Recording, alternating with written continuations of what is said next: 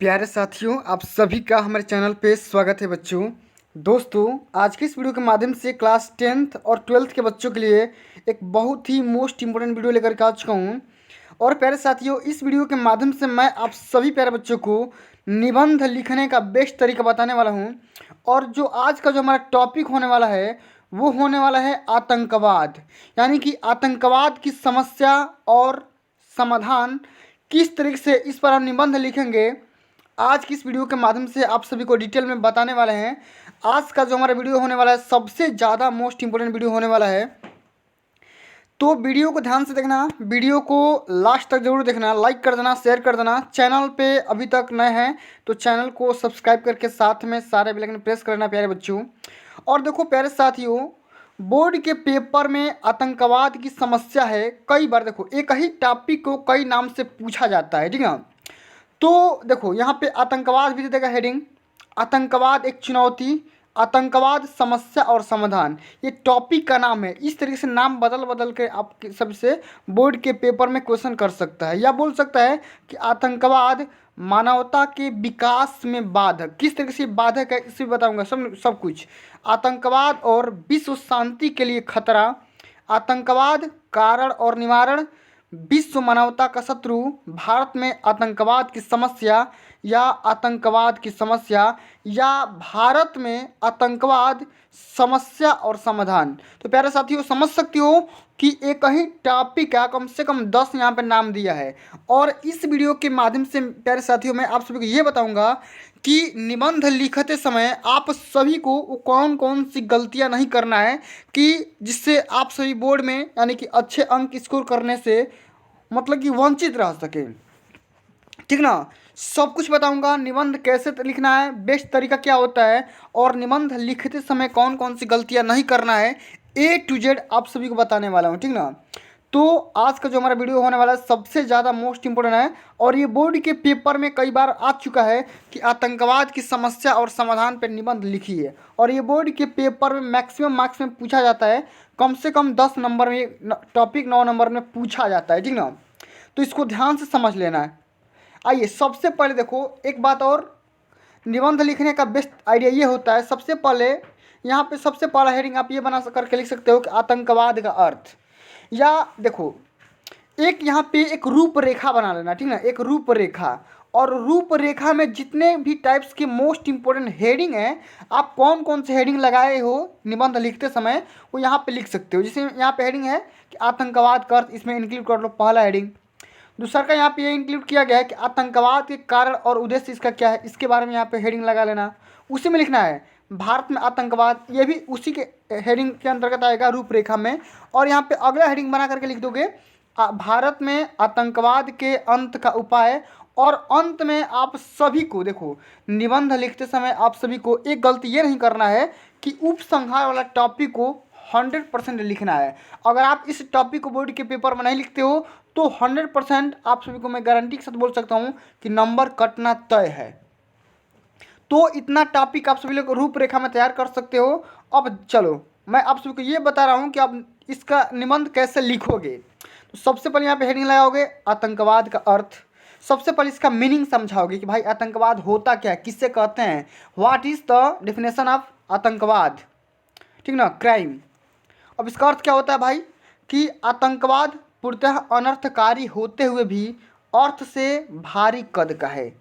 देखो आतंकवाद ये जो शब्द है ये क्या है, टोटली अनर्थकारी है, मतलब कि अनर्थ है, काम का नहीं है, ठीक है। लेकिन फिर भी ये अर्थ वाले शब्दों से बहुत ही बड़ा भारी कद का है। जैसे कि जिसे क्षेत्रवाद, जातिवाद, मजहबवाद और संप्रदायवाद का बड़ा भाई कहा जा सकता है। भाई देखो कहाँ से आता है, क्षेत्रवाद से आता है, जातिवाद से आता है, मजहबवाद से आता है, संप्रदायवाद से आता है।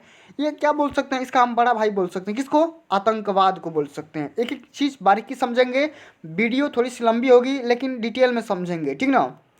तात्पर्य यह है कि इन सभी वादी का या वादों का विभत्स रूप आतंकवाद है। वस्तुतः हम ये बोल सकते हैं कि आतंकवाद एक ऐसी पशु प्रवृत्ति है जिसकी न कोई जाति है, न धर्म है, न समाज है, और न ही कोई राष्ट्र है या देश है। यह तो विघटनकारी तत्वों द्वारा स्वार्थांध होकर किया गया सामूहिक हिंसात्मक प्रयास है जिसमें राष्ट्रद्रोह के प्रति राग और देशभक्ति के प्रति द्वेष भाव मुख्य रूप से रहता है। तो प्यारे साथियों, इतना चीज़ आप सभी लोग आतंकवाद के अर्थ में लिखोगे कि भाई आतंकवाद का ओरिजिनल अर्थ क्या होता है, इसका मीनिंग क्या होता है। ठीक ना, आतंकवाद का कोई अर्थ मतलब कि क्षेत्र नहीं होता है। क्षेत्रवाद, जातिवाद, मजहबवाद या संप्रदायवाद से ये मतलब कि आता है। इसका कोई ना धर्म होता है, ना जाति होता है, ना कोई समाज होता है और ना कोई इसका देश होता है। ठीक ना, ये कहीं भी फैल सकता है, ये किसी के लिए भी मतलब कि घातक साबित हो सकता है। तो इतना चीज़ आपको सबसे पहले तो आतंकवाद के अर्थ में लिखना है। अगला हेडिंग बना करके लिखना है कि आतंकवाद के कारण और इसका उद्देश्य। भाई आतंकवाद के कौन कौन से रीजन है, क्या क्या इसका मेन उद्देश्य है, इसके बारे में लिखोगे कि अर्थ के अंतर्गत प्रस्तुत आतंकवाद के स्वरूप के आधार पर इसके कारण और उद्देश्य स्पष्ट होते हैं। आतंकवादी व्यक्ति मात्र एक माध्यम होता है, ठीक ना, उसके हाथ और हथियार किसी दूसरे के होते हैं। देखो, जो भी आतंकवादी मनुष्य होता है या आदमी होता है, ठीक ना, व्यक्ति होता है, करता तो काम वो है लेकिन उसका हाथ और हथियार किसी दूसरे व्यक्ति के हाथ में होता है।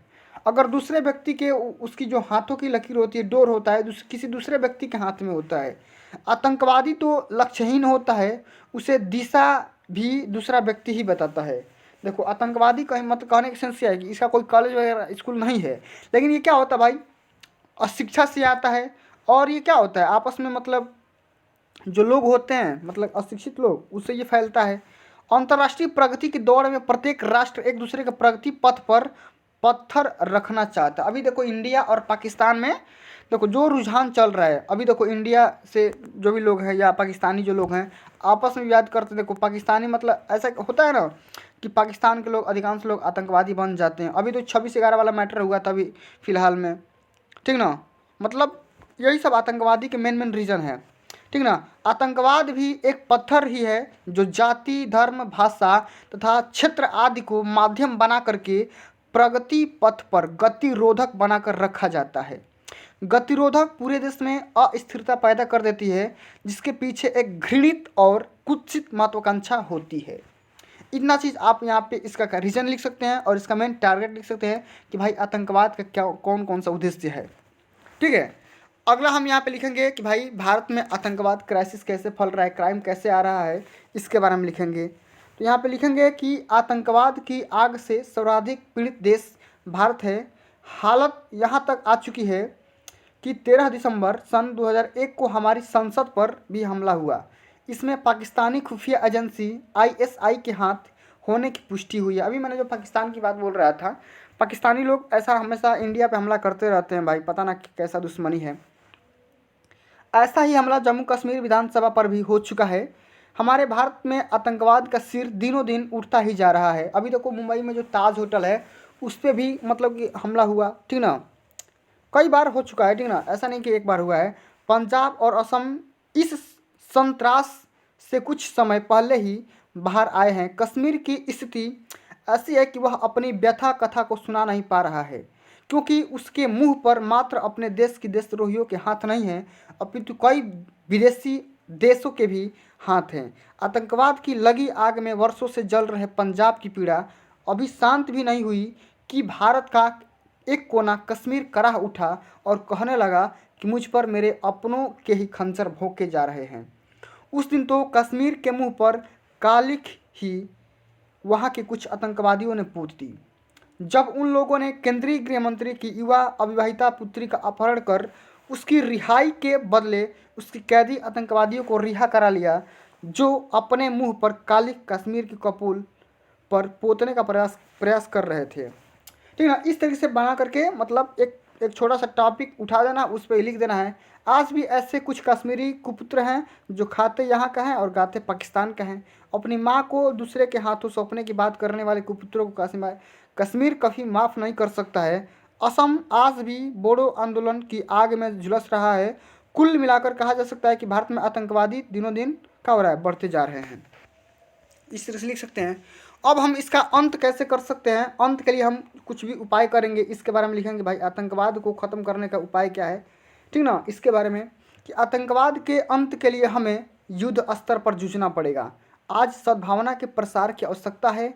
युवा पीढ़ी जो भटकाव के रास्ते पर है उन्हें विश्वास में लिया जाए और उनमें देशभक्ति की भावना का प्रचार प्रसार किया जाए।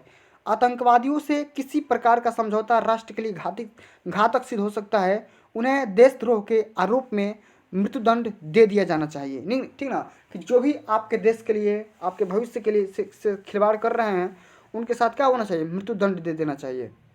प्रशासन को चुस्त दुरुस्त बनाया जाए और समुचित अधिकार दिए जाए, जिससे वे हर परिस्थिति में स्वयं निर्णय ले सकें। अंतर्राष्ट्रीय स्तर पर आतंकवाद को बढ़ावा देने वाले देशों के विरुद्ध संघर्ष किया जाए और उनकी निंदा हो। आतंकवाद के आश्रयदाता पर भी देशद्रोह का आरोप लगाकर कड़ी सजा दी जानी चाहिए। भारत यदि यह समझता है कि राजनीतिक स्तर पर आतंकवाद की समस्या का समाधान है तो उसके लिए आगे बढ़ना चाहिए, लेकिन यह आवश्यक है कि समझौता पर सर कटा सकते हैं लेकिन सर झुका नहीं सकते हैं। इसके सिद्धांत पर प्रेरित होना चाहिए। ऐसा समझौता कठिन हो सकता है किंतु असंभव नहीं है।